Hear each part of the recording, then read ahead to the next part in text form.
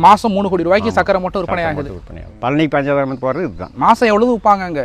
வாரம் ஒரு 70 ton 80 ton வாங்குவாங்க. 80 டன் விற்பனை ஆகும். ஆமாம், ஒரு 400 கிலோ எடுப்பாங்க ஒரு நாளைக்கு.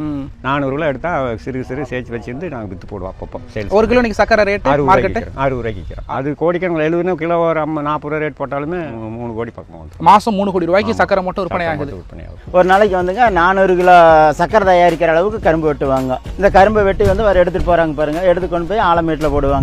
இப்போ இந்த கரும்பை கொண்டு வந்து இங்கே போட்டுறாங்களா, இந்த கரும்பு கொண்டு வந்து போட்டோன்னா எடுத்து இதில் விட்டு மோட்டாரை போட்டுவிட்டா கரும்பு பால் புளிங்க. பால் புளிஞ்சு இந்த வழியை போக சக்கை வந்து அந்த வழியே வந்துடும். அப்போ இந்த பால் வந்துங்க இந்த வழியும் டியூப் வழியே இப்படியே போச்சுன்னா இந்த இதில் ஸ்டோரு இதில் ஃபுல்லாக நம்பிக்கைங்க. இதில் நம்பின உடனே அப்புறம் எடுத்து இது இப்போ எடுத்து விடணும். இந்த ஓசை கழட்டி இதில் விட்டால் அது இப்படி பாவு காய்ச்சணும். இது 2 மணி நேரம் அவங்க இது காய்ச்சறதுக்கு 2 மணி நேரம் ஆச்சுன்னா அப்புறம் தான் பாவு வரும். இப்போ இது இன்னொரு 20 நிமிஷம் 30 நிமிஷத்துக்கு மேலே அவங்க இது பாவு ஆகிறதுக்கு. பாவான்னா அடுப்பு ஆஃப் பண்ணிவிட்டு பதம் பார்க்கணும். இது மெயின் என்னன்னா தரம் பார்க்குறதுக்கு தெரிஞ்சவங்க தான் பார்க்க முடியும். எல்லாரும் காய்ச்ச முடியாது, எல்லாரும் பார்க்க முடியாது. உடனே பாவை எடுத்து இதில் ஊற்றணும். இதில் ஊற்றி தான் தேய்க்கணும். இது இந்த கொப்பரையில் ஊற்றணும். இவ்வளவு நீட்டாக சுத்தமாக இருக்கணும் கொப்பரை, அப்போ தான் நல்லா இருக்குங்க. அப்புறம் இதில் ஊற்றி தேய்ப்பாங்க.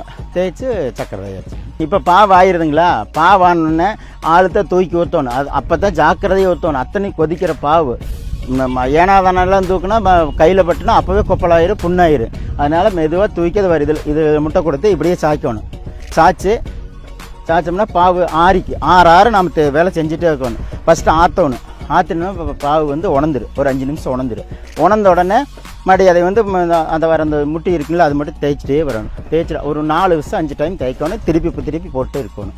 அப்படி போட்டால் ஒரு 20 நிமிஷம் ஒரு அரை மணி நேரம் ஆயிரும் சக்கரை ஆகிறதுக்கு. வெயில் இருந்தால் தான் எங்களுக்கு இந்த வேலையை, வெயில் இல்லைன்னா இந்த வேலையே இல்லை. மழை பெஞ்சிட்டு இதெல்லாம் செய்ய முடியாது. இப்போ தள்ளி விட்றீங்களா, இதை பற்றி சொல்லுங்கள். இது சக்கைங்க, இது சக்கை கோது. இந்த சக்கை இது அதிலிருந்து காய்ச்சி எடுத்து இங்கே கொண்டாந்து போட்டு காய வச்சு அதை மக்காத நாளைக்கு தான் யூஸ் பண்ண முடியும். இன்றைக்கே பண்ண முடியாது. 800 லிட்டர் பால் ஊற்றுனா 100 கிலோ சக்கரை கிடைக்குங்க. எத்தனை பேர் தூக்குவீங்க பதம் வந்தோடனே? இது பதம் வந்த உடனே 5 பேர் தூக்கணும். அதே சாக்கரியாக கமுத்தவன் இல்லை, கையில் கால் பட்டுட்டு அவ்வளோதான், அப்படியே கழுண்டே போயிடும். எலும்பு வரைக்கும் ஒன்றுமே இருக்காது, சதையாக இருக்காது. இப்போ இதை நான் நிற்கிற இடம் அடி தீக்கி எரியுது. மேலே நான் நிற்கிறேன், இது மேலே அடி தீக்கி எரிஞ்சிட்டு இருக்குது. இந்த இடம் சும்மா ஹீட்டு பயங்கரமாக இருக்குது. நாங்கள் சக்கையை போட்டு தான் நின்றுட்டுருக்குறோம். இந்த சக்கை மேலே தான் நின்றுட்டுருக்கோம். இல்லைன்னா வெறும் கல்லாக இருந்ததுன்னா கல் மேலே நிற்க முடியாது. சுண்ணாம்பு 200 கிராம் இருந்து 250 கிராம் வரைக்கும் போடுவோம் சுண்ணாம்பு. இதில் வடிகிற அழுக்கு நாங்களாம் வந்து சும்மா அப்படியே காய்ச்சி எடுக்கிறது தான் இந்த அழுக்கு. இதே வந்து கெமிக்கல் போட்டு அழுக்கு எடுக்கிறோம்னாக்கா அது ஒரிஜினலான சக்கரை கிடையாது. கெமிக்கல் போட்டு எடுக்கலாம், விலையேன்னு வரும். இந்த அழுக்கு வந்து நாங்கள் எதுவுமே போடாத அப்படியே அதான் காய்ச்சி வர்றது தான். கெமிக்கலாக எதுவும் யூஸ் பண்ணுறதில்ல நாங்கள்.